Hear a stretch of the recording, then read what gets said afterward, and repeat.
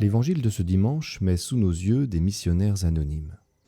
D'habitude, quand il s'agit de mission ou d'évangélisation, l'Écriture nous montre des gens connus. En général, il s'agit des 12 apôtres ou de saint Paul et de ses compagnons. Mais aujourd'hui, ce n'est pas le cas. Aujourd'hui, l'Évangile nous présente des missionnaires anonymes. 72 disciples de Jésus dont on ne connaît ni le nom ni le visage. 72 inconnus que Jésus envoie en mission. Si bien que les conseils que Jésus donne à ces inconnus valent sans doute aussi pour nous aujourd'hui. Si l'on regarde les choses d'un peu plus près, Jésus délivre des conseils pour ces missionnaires anonymes. Mais la première chose qu'il faut souligner, c'est qu'il envoie ses disciples deux par deux. Le Seigneur n'envoie pas en mission des super apôtres, seuls et solitaires, il envoie des pauvres anonymes deux par deux. Autrement dit, ce qu'il attend de ces missionnaires, c'est moins la solidité de leur doctrine, le brio de leur personnalité ou l'éclat de leur intelligence. C'est le témoignage de leur charité. Si Dieu envoie ces missionnaires deux par deux, c'est qu'il veut que leur charité témoigne pour eux, que leur amour mutuel soit le premier signe de la foi qu'ils annoncent. Alors n'oublions pas ici le grand moyen d'expression de la charité fraternelle qu'est la bonté. De même que la charité pour Dieu est inséparable de la charité fraternelle, disait Madeleine Delbrel, de même la charité fraternelle est inséparable de la bonté. Il n'y a pas de charité authentique de Dieu sans charité fraternelle, il n'y a pas de charité fraternelle sans bonté. Mais comment faire ? En réalité, avant de donner quelques conseils, Jésus délivre un avertissement. C'est un peu dur à entendre pour ceux qui commencent des vacances, mais Jésus ne promet pas à ses envoyés une partie de plaisir. La moisson est abondante et les ouvriers peu nombreux, dit-il. Et cela signifie que les missionnaires auront donc beaucoup de travail. Mais Jésus ajoute qu'il envoie ses ouvriers comme des agneaux au milieu des loups. Et cela veut dire que les missionnaires ne doivent pas s'attendre à être accueillis avec des petits fours et du champagne. Cela signifie qu'il y aura toujours quelque chose dans l'esprit du monde qui refuse Dieu. Et donc, quand on veut annoncer l'amour de Dieu, il faut s'attendre à être parfois mal reçu. Quand le dimanche matin vous proposez d'aller à la messe plutôt que de faire un brunch, il est possible que certains n'accueillent pas cette proposition avec joie. Bref, apporter l'évangile, ça n'est pas toujours facile, nous prévient Jésus. Mais heureusement, il apporte ensuite quelques conseils. D'abord, il nous invite à prendre le temps de la rencontre. Entrez dans la maison, souhaitez la paix à ses habitants et restez-y pour manger et boire ce qu'on vous sert. Premier conseil est plus adapté aux vacances que l'envoi des brebis au milieu des loups. En fait, Jésus ne nous invite pas à partir à l'autre bout du monde, ni à monter un projet compliqué, ni à bâtir une grande stratégie pour convertir les agnostiques. Il nous invite simplement à investir les relations que nous allons nouer pendant ce temps de vacances.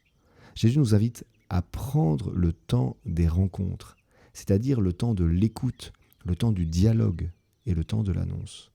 Profitons donc de ces mois d'été pour suivre ce premier conseil, pour soigner nos relations qui peuvent être abîmées par la frénésie du travail pendant l'année ou affaiblies par des distances géographiques trop importantes.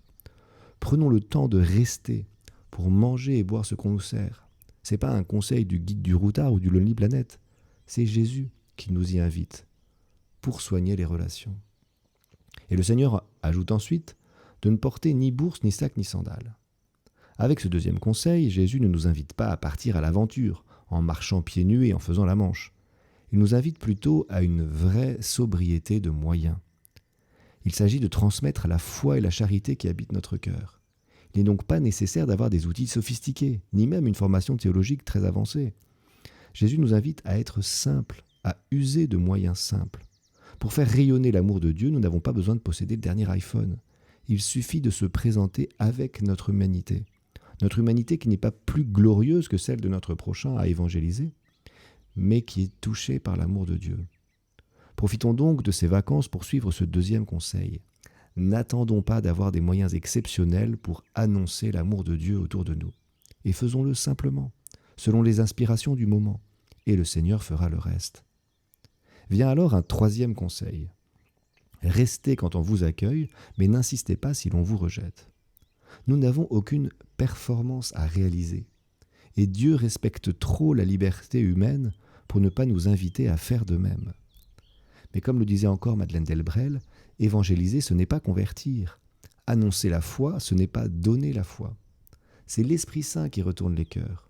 Nous n'avons qu'à annoncer paisiblement que le royaume de Dieu est tout proche, c'est-à-dire qu'il travaille l'intérieur des cœurs de chacun. Notre travail à nous, c'est donc d'inviter notre auditeur à écouter l'Esprit Saint qui agit déjà dans son propre cœur. L'inviter non pas à se convertir à nos arguments, mais à découvrir Dieu présent et agissant dans son âme. Le temps des vacances est un temps privilégié pour écouter son cœur, pour prendre le temps du recueillement, du silence et de la prière. Soyons donc de ces missionnaires qui encouragent à la prière et au recueillement. Et ainsi donc, si pendant ces mois d'été qui commencent, nous prenons le temps de soigner nos relations et nos rencontres, si nous partageons l'amour de Dieu par une bonté simple et sobre, si nous invitons nos frères et sœurs à découvrir l'Esprit Saint travaillant au fond de leur propre cœur, alors nous serons comme les 72 inconnus de l'Évangile. Nous serons tout joyeux à la fin de l'été, parce que le Seigneur nous aura utilisés pour écraser la puissance de l'ennemi et que nos noms seront inscrits dans les cieux. Ainsi soit-il, et bonnes vacances.